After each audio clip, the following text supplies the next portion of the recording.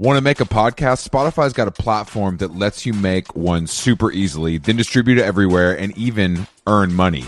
We like that. All in one place for totally free. It's called Spotify for Podcasters, and here's how it works. Spotify for Podcasters lets you record and edit podcasts right from your cellular telephone or your computer, so no matter what your setup is like, you can start creating today. Then you can distribute your podcast to Spotify and everywhere else, those other places that podcasts are heard. Video podcasts are also available on Spotify, and when you want to take conversations with your fans to the next level, Q&As and polls are the best way to get them talking. With Spotify for Podcasters, you can earn money in a variety of ways, including ads and podcast subscriptions. And best of all, it's totally free, zero catch. We've been using it ever since we started How Long Gone. And ever since I discovered Spotify for Podcasters, I feel like having the option of turning off the Q&As and the polls on the user dashboard has really helped boost my creativity and take it to another level. I highly recommend giving it a try. Download the Spotify for Podcasters app or go to www.spotify.com/podcasters to get started.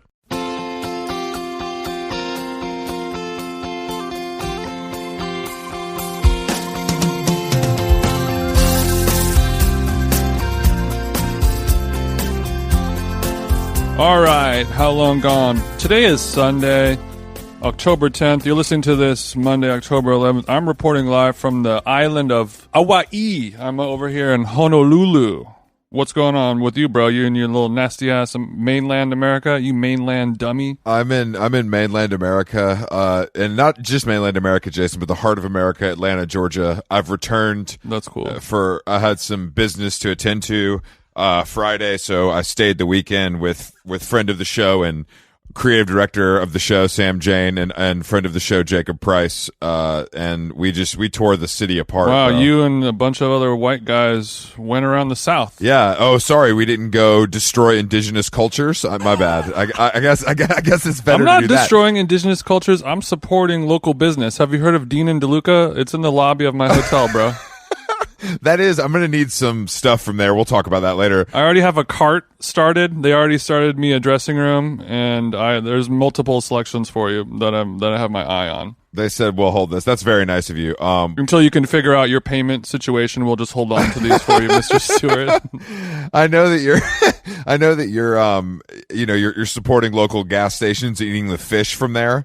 But I hope the water is warm. I saw a rainbow. That's pretty cool. Do you see a rainbow on my chick's Instagram? You follow her? The fuck, bro? Of course, bro. I don't follow any dudes. That's crazy. You don't reply to the stories though, do you? You just look and I just look, yeah. Bro, say you don't slide.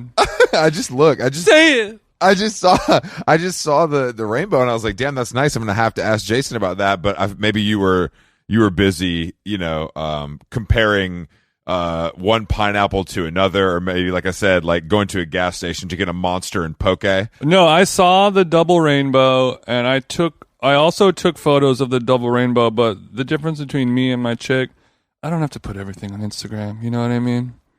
Sometimes I have some photos saved on my phone. They look a little bit better than hers, probably, and I'll go to CVS or Walgreens, print them out, give them to my mommy, put them on the mantle. Yeah, no, I know your mom loves frame photos printed out from the Instagram.com website. Mm-hmm. But man, I tell you what, I know that you've had a lot of travel, and so have I. I went to a little place called Scottsboro, Alabama, Jason. Okay, that's one spot I haven't been to yet. What's the vibe? Small town America, baby. You said Scottsboro? Yeah, it's a like a 30-minute flight from Atlanta. Just on one of them little puddle skippers. Did your airplane have jet engine or propeller? I believe it was propeller, but I think there might be. It was like that. I feel like stop sounding like you're feeding a child, but I believe that maybe it had an engine as well. I'm not actually sure. I don't know. I don't care about stuff like that. I just want to get on. I feel like I'm talking to the Wright brothers over here. This guy's a aeronautical whiz. Bro, I'm aeronautical. Yeah, check the paperwork. You see it? But yeah, so I wait, did you fly Delta? Does Delta fly to Alabama? No, this wasn't Delta. This was something a little different. You know who flies to Hawaii, Chris? Who? The good people over at Delta. Man, it was awesome. I bet it was, Jason. I don't know if you're catching my drift on what I'm saying. Oh, I do. Yes. So we took Spirit to Scottsboro, and it was really nice. Landed a little airstrip there, and then Was it when you landed over there you said Alabama or Arkansas? Alabama. Okay, so it's kind of like when you're watching like on Netflix, like Narcos, and they have to build one of those makeshift landing strips just in some type of jungle bayou kind of thing, like a dirt road. As soon as the airplane lands, you got to cover it with some tree branches and other chaparral so the federales don't see you. I called ahead and had the guys clear some space for me. They knew I was coming. Big American businessman coming. So we spent, a whole day in Scottsboro, saw the sights, and enjoyed some. Well, I didn't enjoy any, but my consigliaries and my colleagues enjoyed some local Alabama barbecue. Oh, okay. That was situated. We ate on a porch on a lake, which was a nice setting. So you were licking the sauce off your fingers on a porch lake in Alabama. That's right. Because Jason, I can do it all, bro. You can take me to Europe. You can take me to Alabama. I'm good everywhere. Okay, so when you requested the jackfruit pulled pork, what kind of sauce options were available, or was it more of like a tempeh kind of thing? So interestingly, I was able to eat, and I did enjoy 2 sweet potatoes for lunch. So that was kind of my. You just ate 2 sweet potatoes for lunch? That's it? Yeah, bro. I mean, look, I'm not gonna if everybody wants to go get barbecue, I want them to enjoy it. Also, Alabama's known for like a white sauce, I believe.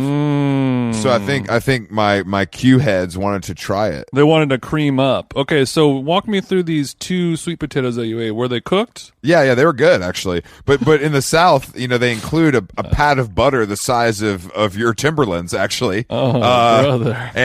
And grossly, like I really don't like this. A little plastic container of brown sugar. Oh, like a little to go, like you would get a side of ranch or somewhere, but it was filled with brown sugar. Okay, so they give you 2 piping hot sweet potatoes. Yeah. Some brown sugar and some butter. That to me, that sounds like a decent little lunch. But I did. The best part was they had these nice Pepsi logo styrofoam cups. That really made me feel like I was living that Southern life that I so desperately crave as a city slicker. People in Alabama still don't know that you can't have Pepsi styrofoam cups. They all were discontinued decades ago. They could be dead stock. I didn't check Grailed. I picked them up from a police auction. Yeah, exactly. Yeah, they could be dead stock. Exactly. But yeah, so I'm back. I call it dead stock because it's killing our world. I'm back in the Apple. And excuse me. Really? No, I'm sorry. I'm back in the Atlanta. Sorry, I'm so distracted. Bro, you're flying so much, bro, that you don't even know what time zone I'm in. You change locations. 3 days of touring has left me rode hard and put up wet. I tell you what, it wasn't 3 days. We've done 3 shows. I was doing my calculations as I'm here in Hawaii. Every morning I wake up, I'm in a different motherfucking time zone. I feel like the vibes. Everything foreign. I feel like Nas or something. But yeah, I was doing dumb math and I took 7 flights in 7 days. I feel like I went into Diplo mode. It ain't nothing to do that, bro. It is something to do that. It affects the body, and luckily I take care of my temple. You don't take care of your temple. Running into some troubles. Your temple is basically been soaking in different brands of tequila, and I hope that you've changed. Oh, brother, no, brah. Have you switched to rum now that you're an island guy, or are you still on the Casamigos? Yeah, actually, a couple days ago, I did have some Kirkland brand dark rum mixed with Pog, which is a local. Are you familiar with Pog? It's a juice blend. Yeah, PAWG, pretty ass white girl. Oh no, Chris, that's a different kind of Pog juice. Oh, that's a nasty Pog juice. You have to subscribe to my OF to see that Pog juice.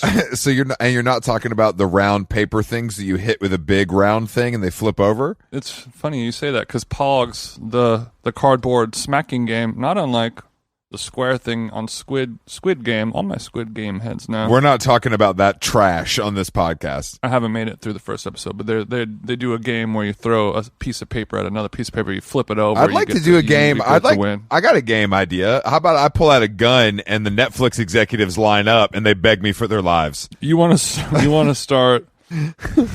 We're executing Netflix executives until they put on something good. That's the plan. What do you want them to put on? One of your, put the West Wing back, or exactly, or The Lady Gets It. Exactly. I start shooting. We're gonna do a Mexican standoff style shootout to get Squid Game and The Sopranos off the air. Latinx stand up. No, stand off. Not stand up. Well, yes, stand up. All of my Latinx community, stand the fuck up. All my Latinx television producers working in the streaming fields out there, stand up. We see stand you. The fuck up. We see you. So what is Pog? Okay, what is Pog? So Pog, the smashing game, and the juice are both Hawaiian in nature. So I feel like there has to be some type of Conexion? correlation going on. Yeah, maybe some of those internet sleuths who have been trying to find Brian Laundrie. Pull yourself away from that case for a couple days and see if you can break this one. I bet, bro, Brian Laundrie might be down with you. You better be careful. What do you mean down with me? Hawaii's a place people go to escape. You know what I mean? Oh, you've been watching too many episodes of Dog the Bounty Hunter. No, I stand. I'm talking about Pog the Bounty Hunter. I'm looking for some poggies. I stand with my dog. There's no question that on that. Yeah, you're Dog the Pog Hunter. So what is they Canadian? Let's go. I'll find her. What is Pog? I'll sniff that blood. That bloodhound's gonna sniff those truffles right out. Okay, so Pog juice stands for I think it's pineapple. No, it's passion fruit, orange, guava. POG, passion orange guava. It's a tropical juice drink created in 1971. Okay, and it's sort of like the island catch-all beverage. But I mix that with some of the Kirkland brand dark rum. You can find that over at most Costco's, and then just a little splash of seltzer because I'm a mixology guy. It's a nice. It's kind of like a jailhouse pina colada kind of vibe. Yeah, that sounds gross, but I'm doing it Big Willie style over here. I mean, that sounds a little too sweet, but I guess that's the whole thing in Hawaii. They put it's sweet there. Well, that's kind of the nice part about the Pog. It's not that sweet. I mean, it's definitely sweet, but it's not. It's kind of like a little on the more natural side, like naturally flavored and sweetened. It's not like the dull. It's not like Sunny Delight type shit. It's not like the dull pineapple juice you would order to your section in 2010. It's a little different than that. Well, speaking of Pogs, yeah, just quickly, and I mean PAWG this time. Okay. Did you see what our girl Demi Lovato said? She said that we can't call extraterrestrial beings aliens because that's a derogatory term. Oh wait, was this like a there's like a supernatural like reality show thing that she was on, and then they like made her sing to speak.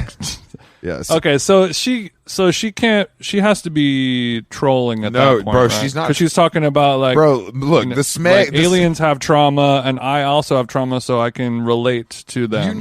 You've had a smeg mini fridge before. They don't troll. They don't do that. So I forgot that we need to. I forgot that Chris Black has been championing the fact that she has the body shape and facial features of a smeg refrigerator. That's not exactly what your plans were, but it's not far off. No, right? That's not what I'm saying. Only when her hair is colored. How did we arrive to that? Because do you remember the etymology I don't. Because we were talking about how some people will look like a refrigerator, but then were you just like, well, she ain't a full double door Sub-Zero. Like, that's more reserved for an offensive nose tackle or she's more of a dorm style smeg because she likes to color her hair in funky ways. Okay. You know what I mean? I appreciate God damn it. I appreciate Demi standing up for the extraterrestrial community. So she was saying calling them an alien, that is a derogatory term. They said that calling an alien is mean. Okay, well she's got a lot of problems. But does she have any solutions is what I want to know. Did she find the proper word to call these unhoused? She said ETs. Unplaneted? ET. Is it unplaneted? These unplaneted beings. No, she said it's so fucking funny. No, she said ET.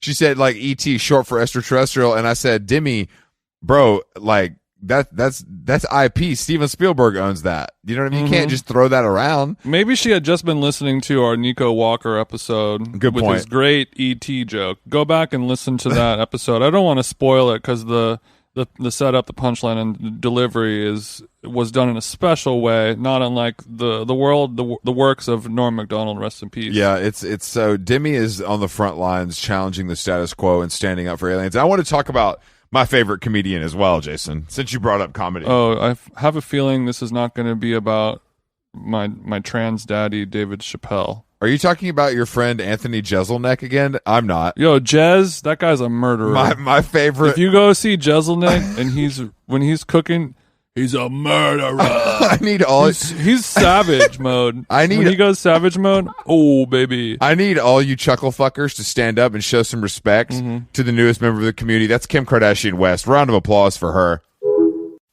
Round of applause for the people that wrote all those jokes for her. The roast. It wasn't an episode of SNL. It was the roast of her family and friends. That was the best. That monologue was better than Dave Chappelle. Put it on my grave. That monologue was better than anybody I've seen in at least 3 years. So if a fan of comedians is a chuckle fucker, what is like an unabashed fan of reality show stars? America is what we like to call ourselves. What's specifically for a Kardashian? I actually don't know. I don't even really like the Kardashians. It's just that much. chuckle fucker, but it's spelled with a K or something. Yeah, exactly. Yeah, I don't even like the Kardashians that much, but I just like a good OJ joke. You know, it never gets old for me. You know, that part, I mean, I agree. The monologue was done well. It did have, I mean, the fact that it was a roast of her family coming from the most, successful member of that family did have a punching down energy to it, which, as a non-toxic king in 2021,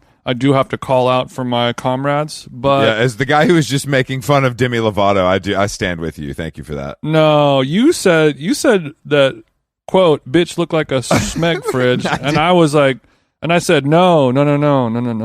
She's got nice clean lines. I didn't watch any of the sketches. You only watched the monologue. Yeah, I don't care about sketches. But the OJ stuff was provocative, not unlike the works of Anthony Jeselnik, but it was a little odd of like she was making all these jokes about OJ Simpson, and then later on in the episode there were some more references to OJ Simpson. It felt weird to be like, these people are your family members. Bro, like, who cares? OJ is your dead ass uncle. No, bro, it doesn't matter. If he probably murdered somebody, and we're like having, I guess it reminds me of when we were talking about like how long after 9/11 do you have to wait until you start making the jokes, and it's a sliding scale, blah blah blah. But like, how long does like your somebody who's like your family member, how long after the fact that they like murdered their wife do you have to, can you start making some lulls about it? 48 hours.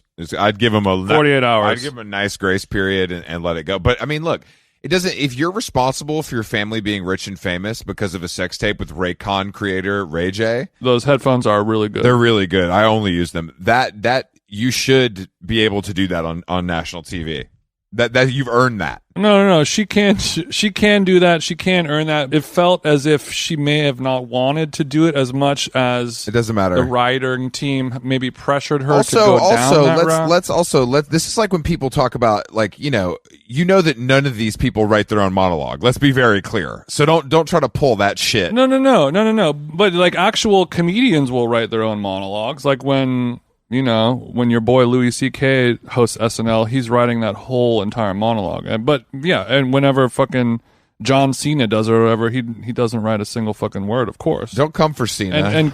And Kim doesn't either, but I'm saying that like, I didn't get the energy that Kim was like, it's like when you're watching a roast of somebody and you could tell when the person writes the jokes versus doesn't write the jokes, like when they have a non-roast comedian up there and you could tell every joke has been written by somebody else and it doesn't have the same delivery and conviction, and it almost felt as if she was you know, like there's some pretty deep jabs coming at her, you know, close friends and family. I don't give a fuck about any of that. If you get on stage in a Balenciaga bodysuit and deliver those shots, then you win to me. I don't care who wrote it. I don't care if you wanted to do it or didn't want to do it. You did it with panache and it worked. Panache. Chris, I'll say it, you're a savage. It's so funny. That's what she had to do. Like, what else could she do? There's no other option for her to successfully do that. I would say that when you're a person in that position with that privilege and all that stuff, I think a little bit more self-deprecation versus deprecation of everybody in your family except you. I mean, she was talking about her divorce because of Kanye West's personality. That's pretty funny. No, that was funny. But I guess that's not at her expense necessarily. Yeah, I wanted a little bit more self-deprecation. I think there was a Ray J sex joke. I was just glad to see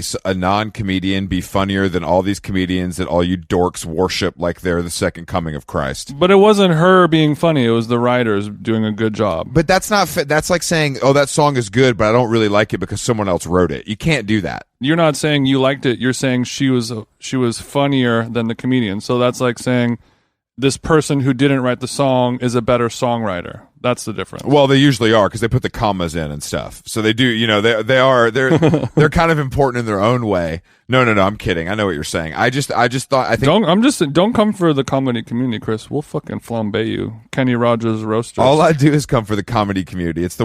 There's a couple bad communities and that's one of them.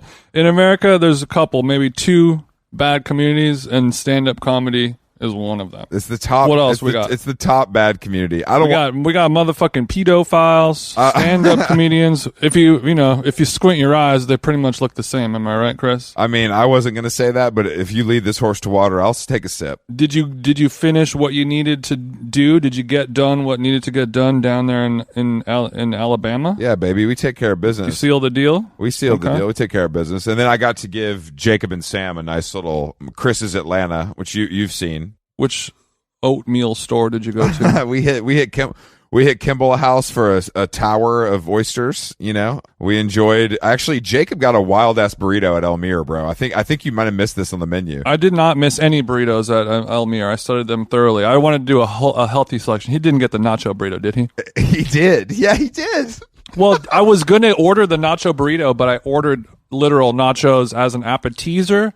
So it was going to be the same thing twice. You know what I mean? Yeah, I guess that's true. I guess that's pretty extreme. I didn't even know there was a nacho burrito on the menu, so it was nice when he uncovered that. I know. When I went to that place, Elmir, the local burrito shithole, in a charming, loving way that I did enjoy. I just noticed that the lamp in our hotel kind of looks like a nice bong. More on that later. But yeah, I ordered the nacho. I wanted to get a healthy selection, so I got the green burrito, chock full of spinach and broccoli, and I ate 2 bites because I had a whole giant pot of nachos beforehand. But it felt good and it felt right. And then I took him to Lenox Mall, which now has so many metal detectors and bomb sniffing dogs that you feel like you're at Hartsfield Jackson. And is that real, bro? Yeah, it's crazy. There's a curfew. There's a curfew. Well, I mean, every mall has a curfew when you think about it. J. Crew got to close at some time, brother man. If you're under 18, you have to be accompanied by an adult at 3 p.m. 3? Yeah. Oh, because these little fast ass kids be running around fucking things up. Exactly. But the mall was. But we also went to see my friend Matt, who has a brand called Factors, and Jacob bought a crazy shirt that looked very cool on him, but I don't know if I could pull it off, Jason. Okay. Factors? Is that like pleasures? No, it's much cooler than that. And so he has these dead stock, I believe 40s Army mesh shirts that are like skin tight, but they look very cool, like peeking out from under an Oxford or something, let's say. Okay, so it's like is it like a tank top or is it a long sleeve, short sleeve? What's the vibe? It has regular sleeve. It has like short sleeves, but like it fits like that. But Jacob's going to rock it at one of his little, East Bushwick raves, maybe with no shirt on top. Yeah, this kind of feels, like a little, I don't know, like 2004 Dolce & Gabbana kind of club wear. And he tried it on, and they measure it and cut it for you because it's like super long and they're meant to be customized. But I have to say, I was very jealous of Jacob's 25-year-old body in a skin tight in a skin tight mesh shirt. So he bought an unhemmed mesh shirt. Yeah. And then they trim it to order. Yeah. Depending on how long a playa torso is. Exactly. Yeah. Yo, player, how long your torso is? Sometimes I'll find myself asking something. Sam was like, this is giving me 50 Cent tank top energy. You know, when he used to wear those weird tank tops all the time. We were talking about the G Unit tank top on just a few episodes ago, weren't we? Yeah, I think we were. The G with Porches. He was talking about how he likes to wear the Hanes brand simple A shirt, and then I said, have I got an A shirt for you? More of a G shirt. Sam got a beautiful jacket, but I was really taken with the mesh tank top and the jealousy of being able to wear something like that just freely. I don't have the body confidence for that. Did you feel left out for not copying? Because it sounds like to me that graphic designers really do be shopping. I mean, graphic designers do be shopping. Actually, these guys, they got nothing else to spend their money on, right? Well, you buy one laptop and you're kind of set. You know what I mean? I mean, how many Rolexes can you have, right? How many? I mean, like my microdosing psilocybin and buying books for the coffee table. It's not cheap, but you can still have a lot of money left over for other gear. You got a little money left over for gear. I didn't cop anything, but I'm not a big copper, Jason. You know that about me. No, I've never seen you buy anything. That's not true. Other than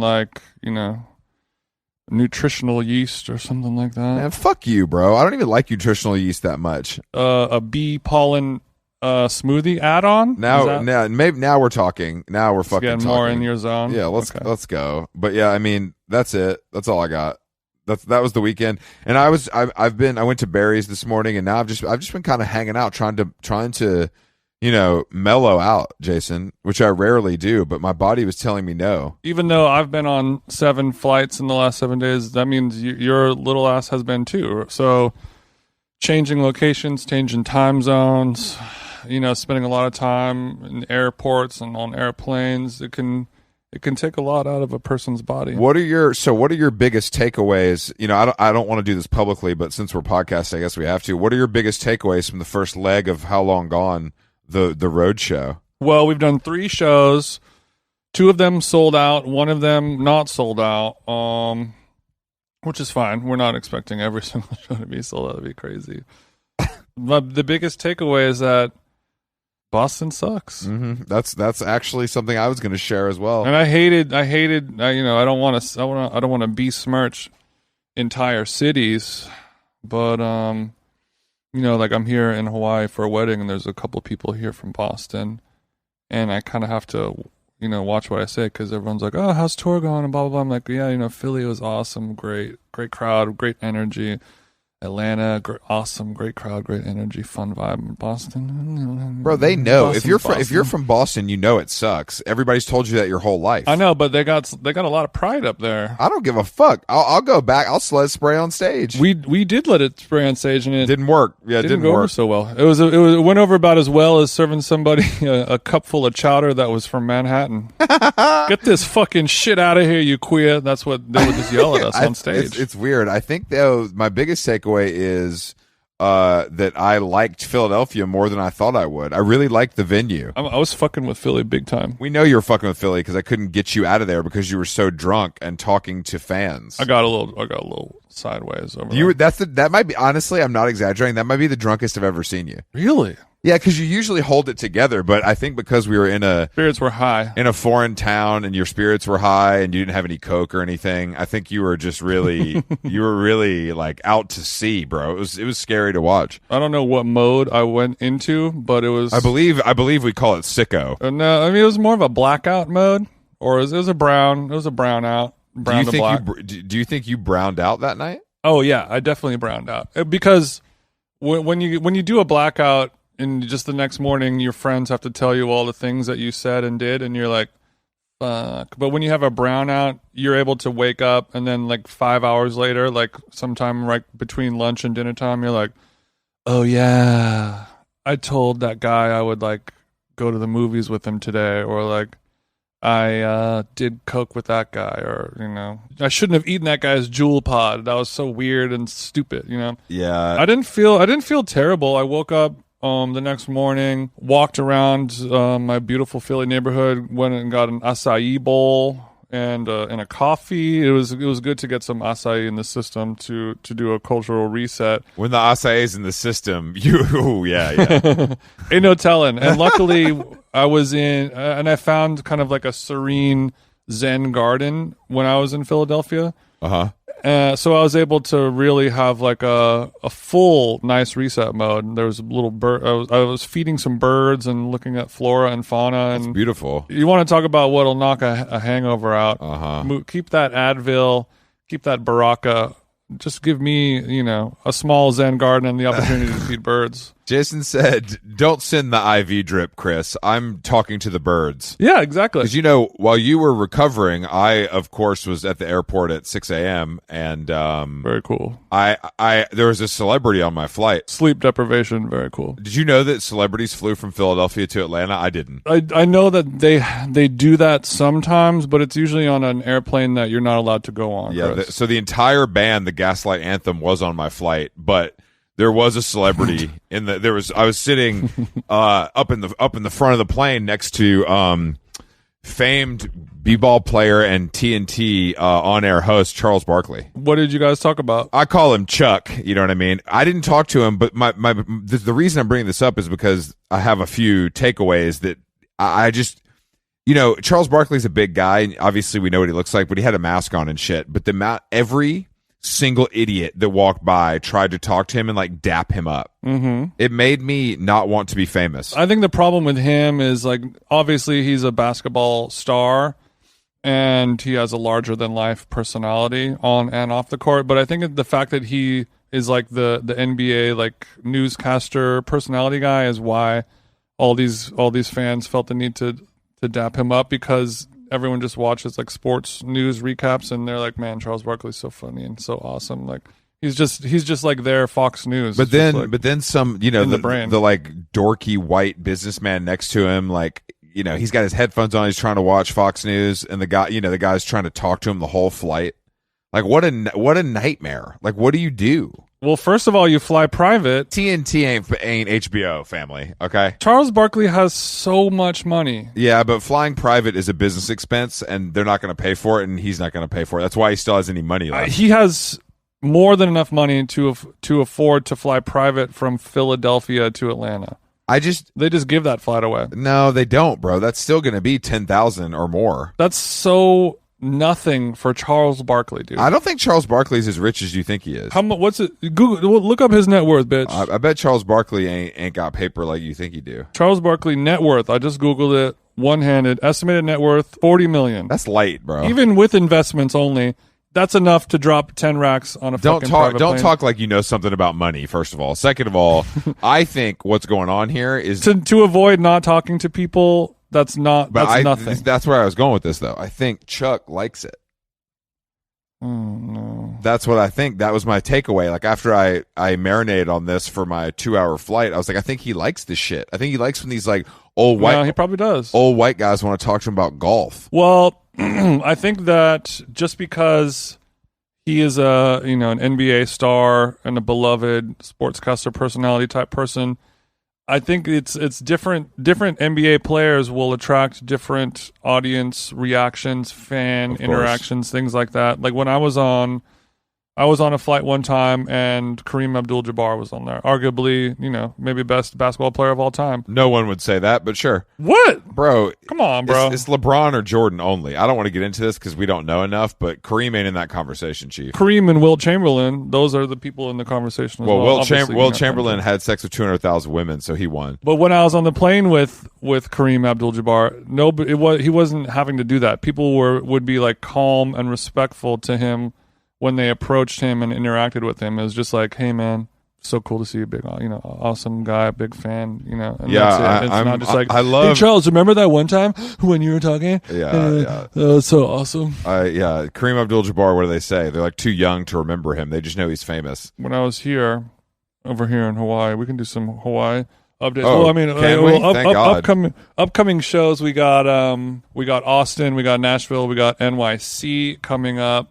NYC show has been sold out for a long time. So, check out the people over at StubHub if you want to come. Their tickets on StubHub at face value. So don't ask me if I don't personally know you in a deep way. Do not ask me for the guest list. Don't ask me for the guest list. You can ask Jason because he's a little bit more of a bitch, but I control the final say, so you're not going to get anywhere. Chris doesn't control the final say.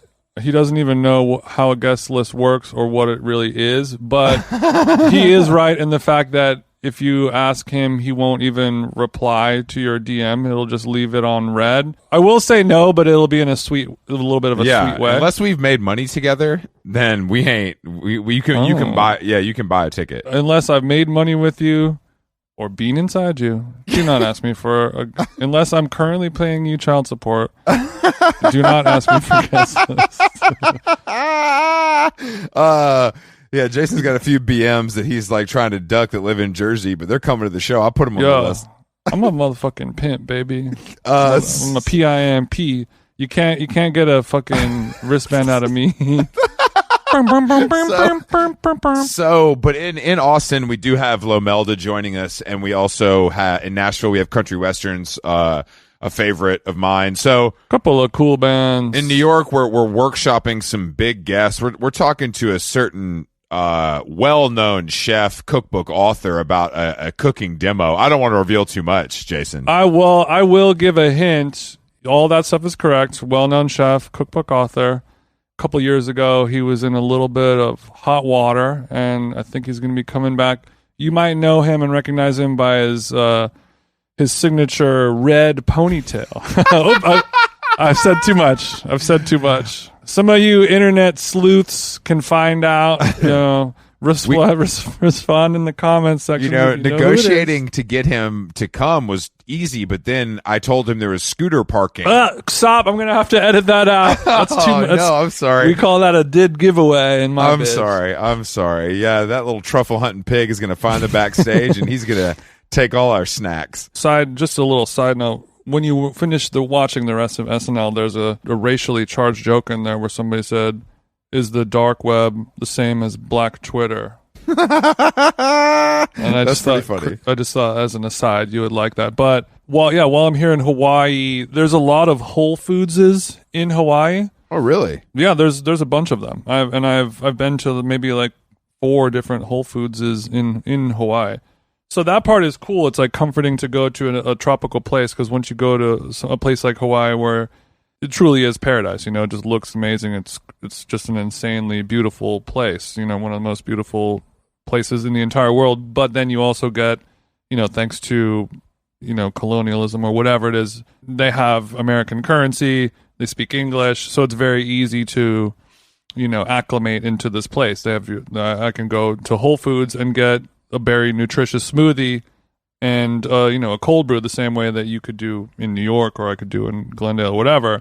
So that part is cool, but like the fact that they're kind of on island time here, it makes the Whole Foods experience bad. It is kind of like a weird, like, overarching sadness in the labor force for obvious reasons. And it when people have like their own businesses that they start, like a mom and pop restaurant, and you go there and it's like nice and awesome and fun, and then when I go to a Whole Foods, everybody working there is just like full depression mode. Do they have the products you want though? Can you get Quins? Can you get Chicas? Like, what's the vibe? It ain't great. The only good part about it is they have a nice selection of local artisan soaps that smell of coconut and things like that, and you can get the Whole Foods logo stamped into it, and there's some tropical pleasures. But yeah, everything else is it's just bad. So you know, Chief, they have that at the West Hollywood location as well. But shut the front door. They do. Yeah. It just kind of has like this weird, like, soulless energy to it, where like when I go to Whole Foods, it's not the best produce in the world, and it got much worse after Amazon bought it. But it's like you can know that I can go to Whole Foods and like get some decent enough produce. It's going to be fine. And you come here and it's like this tropical lush island, and this is where all the pineapples are grown, and all these amazing fruits and vegetables just grow on the side of the road, and you can just pick a banana up off the sidewalk, and so you're in this like weird tropical island paradise. But then all the food products and produce is just terrible quality. Yeah. And because it all gets flown in from Alabama. Bro, they gotta, I mean, the bottom line is the bottom line. That's why Jeff and I get along. We'll let your little farmers market sell your little homegrown shit. Mm-hmm. We're gonna ship it in from California, make sure it's not fresh, sell it at a higher price, and you're gonna buy it, and you're gonna like it. I guess if I lived here, I would probably have to find one of my local farmers markets, and then figure out some type of homegrown. Not Cali Kush, but Maui Wowie. Yeah, that's one thing that I would like to try as well is some locally grown, marijuana and mushrooms. They just kind of grow naturally, and you can just kind of wander around and find a magic mushroom. Have you not foraged for any grass, bro? I'm kind of surprised you haven't tapped in with a local who would hook you up. Well, I did tap in with a local who could hook me up, but it's not really somebody that I have felt like wanting to interact with a ton more. Which streetwear store does he work at? There's actually a lot of streetwear stores. I know. And they just it's a store that just has one Supreme hoodie. Yeah, Jason, those are called resale stores. I've heard of those before. Yeah, I know they exist, but when you go to most of them, they'll have like a large selection of things. But in Hawaii, you can just own one Supreme hoodie, and that's enough to open a retail location. Oh, I see. They don't sell okay. anything, but it's just a place where people can gather and vape. When you think about it, that's what streetwear stores should be. You know what I mean? It's a place. It's a place for fellas, the unseen, to kind of gather and vape. And if it's not that, what is it? They can gather and vape, and then they can play that game where it's like have you seen that? It's like two pieces of wood on a string. There's like a round ball, and then like another thing, and you flip the ball into the wooden cup. Have you seen this before? I actually saw someone doing that last night in public. I'm not kidding. It's a place where fellas can gather and do some of that as well. In between. I think that's what hits. I think that's what church is now. But sure, I mean that works. Yeah, actually, I saw a guy walking around in New York doing that as like this weird kind of like stress relieving like fidget spinner activity. No, that's like the new I have a tattered Steinbeck paperback in my APCs to get attention at the local watering hole. That's the new vibe. We have to do activities to get attention now. Right, and if you're really good at doing that flippy cup game, and then some like hot ass chick walks by and they're like, "Did you just do a 720 katana? What's your Instagram? What's your app?" And then from there, they just start sucking, brother. Which board shorts did you bring? Oh, I brought some polo, some Ralph Lauren board shorts. They are blue and white striped. Just a simple pair of Ralph Lauren's that I got from matchesfashion.com. But sometimes I'll wear a Nike running short as a backup pair of swim trunks. I know you're on your Bieber flow. You like to wear your Sax underwear underneath. Have you seen Sax SAXX? You got the Sax on underneath? Because if you go swimming, whatever, you hit the hot tub, you hit the ocean, and your pair of swimming trunks are still soggy. I don't like putting them on when they're still wet. So while those are finishing up drying, I can put on the Nike running shorts, the 5-inchers, and they'll get you where you need to go. Well, we know you're not working out, so you might as well swim in them. I guess that's better than nothing. One thing I learned in Hawaii, Chris, swimming can be workout. Well, yeah, when you're fighting the tide and you're weak, that is true. And there's some guys that are so good at swimming that their bodies ended up looking pretty good. I can't imagine your goofy ass trying to swim in open water. It's not good. Whatever a strong swimmer is, that's a thing that I am not. I kind of feel like if you fell in the pool, I would have to jump in and save you like you were a child. You would think that. Normally, yes, but I'm so tall that I can't drown in pools. Damn, that's a good point. I touch the bottom everywhere. There's an island over by where we're staying called Chinaman's Hat, which... Chill, bro. Which, when the guy told me, we went fishing on the fishing vessel, and the deckhand, the guy who's kind of your runner, he'll help you do your little odd jobs. He was the guy who let me know I could get weed and other drugs from. Oh, he said if you need anything, you just bang my line. Yeah, he's my drug plug. But I don't want to really contact him or hang out with him anymore. What was his vibe? Was he just putting the bait on the hook for you and then said, "I got meth"? We were just kind of joking around, and one of us had like a vape pen. We smuggled in a drug pen of marijuana into islands of Hawaii, and somebody was hitting it, and the other guy was like, "Oh, okay," and then we're like, "Oh shit, sorry, like, man, is it okay if we, smoke a little weed on the boat?" And he's like, "That's fine." And then he was just kind of like, if you need anything, just take my number down. How old is this guy, you think? I would say mid 40s. No.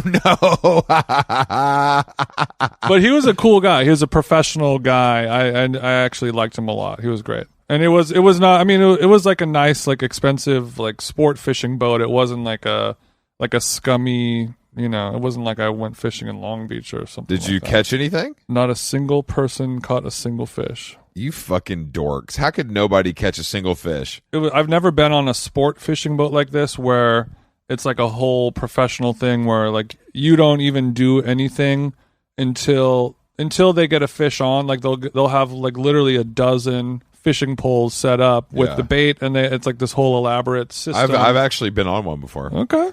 But and it's just the 12 white guys just sit there and drink hard seltzers and smoked cigars and talk about how hot chicks are, and then you hear one of the fishing reels go, and then somebody yells fish on, and then you stop the boat, and then whoever's turn is it gets into the fight chair, and then for the next 4 hours you try to wrestle a marlin into your boat.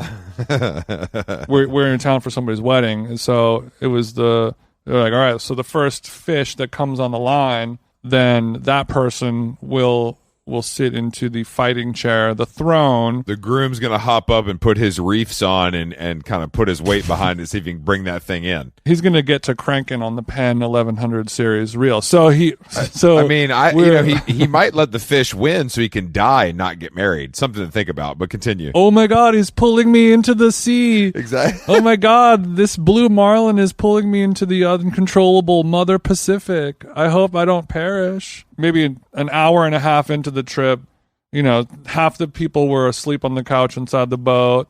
A couple guys are vaping, a couple guys Any seasickness or? No seasickness. That's good. Everyone took a Dramamine, and I said, I'm good. And then I was talking to Bae, and she was like, all the girls back at the house were like kind of wagering who would get seasick. And I was in second place. I'm not surprised. You've got to become a pussy lately. And then I said, silence, wench. I'm actually the only person who didn't take Dramamine instead of being like, oh, wow, that's so impressive. I had the wrong idea about you.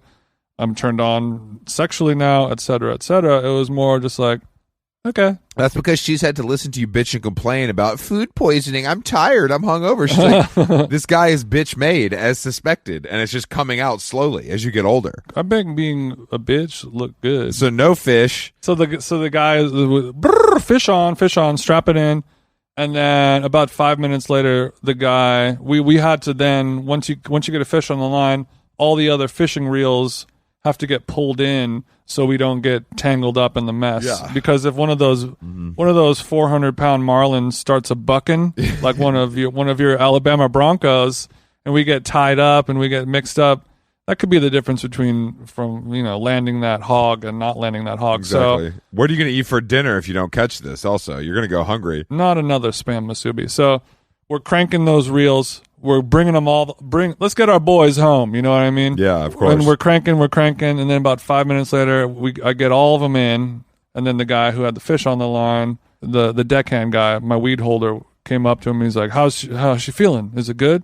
And then he's like, "I don't know." And then he grabbed the line, and the fish had been long gone for a while. I had a feeling, and he's like, "God damn it, you fucking pussies!" For a while.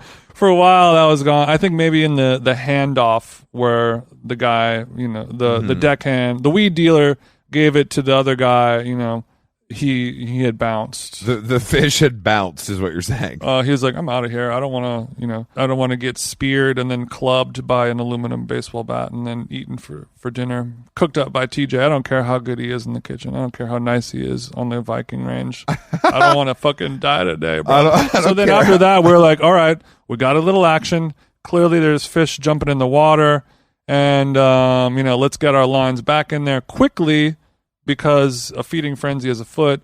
And then, smash cut to 4 hours later, and I woke up on the couch as we are being taxied onto the dock. Not a single bite, not a single fish. But how many truly watermelons did you have? I was only drinking Sapporo beers. Did you bring your own, or do you like request it like it's a private plane catering? No, we brought that. We brought a cooler full of brewskis. There were also some Celsius energy drinks, and some other things. But Sapporo, I love Sapporo. Well, yeah. Sapporo, especially in Japan heavy Hawaii. Of course, yeah. I love the idea of all you guys sitting around pounding Celsius like you're about to run a marathon, so you cannot catch a fish for 6 hours. It's pronounced Celsius. Have you ever tried a Celsius? These are hot urban beverages. I've never tried one. It's so weird that it's hot now because it's been sold at Barry's since I can remember. Like it's like a Barry's pre-workout thing. I've never had one because I don't like flavored drinks. No, neither do I. It makes me feel like I'm being pandered to like a child. Jacob, the guy I was with this weekend, he used to be like 5 cups of coffee a day. He said he switched out to Celsius, and he subscribes on Amazon. That's how much he likes these things. I guess I need to try it. I need to quit talking all that mess and guzzle one down. But it's like, do I need that much caffeine? I guess the answer is yes. But I like the cold sting of coffee. I don't want it to be like sugar coated, like in some little fucking fruity package. I have a feeling it's not as sugary as we think it is because that's why it's popular with the exercise community. But yeah, when we were on the fishing trip, it was sort of like a bros only thing, and then somebody made had the idea to create some type of like catchphrase for the trip. Oh God! To imply that it was bros only. And not unlike one of Chris's favorite slogans, "No clit in the pit." the catchphrase, "No queef in the reef" was birthed yesterday on today's. All fishing right, trip. Thank you for listening to How Long Gone. Jason has gone too far into bro culture. I thought that was disgusting. Also, I'm going to be honest with you, and this is going to shock you. And I wish I was lying. I've never heard "No clit in the pit." Oh, God. I know. You really are a pussy, bro. You come from a more broed out, hardcore vibe than me. What'd you say, you fucking bitch? All right. Thank you for listening. Thank you for listening, guys. Legalize it. Legalize it. How long gone? We got some great guests this week. And we are hitting the road. Do we? Again. Yeah, we actually do, Jason. Oh, bum. Did you look at who's coming on? I don't check that stuff, man. I don't check that stuff. And if you discovered our podcast from the Nico Walker episode last week, thank you for joining us. That was a great pod. Got a lot of new ears on it. Yeah, thank you to all who listened. Thank you to Rachel Rabbit White for her thoughtful tweet. Thank you for the Kardashians for entertaining all the inmates and me. Rabbit Gang, tap in. Thanks to all the inmates that... Thanks for all the inmates that listened on their stolen devices. But yeah, anyway, How Long Gone? We're back next week with more podcasts. We'll see you in Austin. We'll see you in Nashville. We'll see you in New York City. And more to come, TJ. Enjoy your little trip. No queef in the reef, brother.